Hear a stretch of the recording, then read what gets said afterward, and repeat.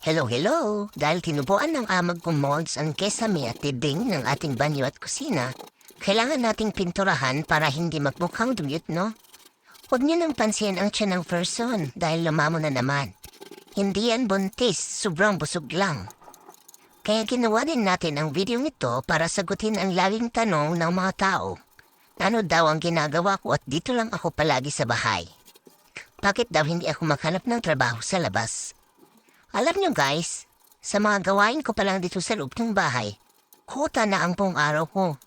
Dahil laging walang asawa ko, dahil sa klase ng trabaho niya, ako minsan ang gumagawa sa mga gawain niya dito sa loob ng bahay. Huwag niyo na kasi akong problemahin guys, masaya ako na napagsisilbihan ko ang aking mag-aama. Hindi lang ang kumita ng pera ang paraan para makatulong sa asawa. At gusto ng asawa ko na may naiwang tao dito sa bahay.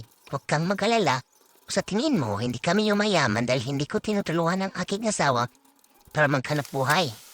Kontento na kami sa pagiging simple ng aming buhay.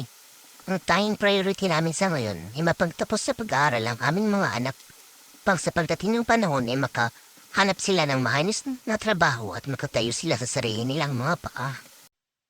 So yun na nga guys, dahil sobrang init ng araw, bumili ako ng net para ikabit doon sa may labas namin. Kasi balak kong ilabas itong mga pananim ko na nandito sa loob ng bahay. Kasi napansin ko na hindi sila masaya dito sa loob. Kailangan nila siguro mahanginan. Yan lang, salamat sa panonood.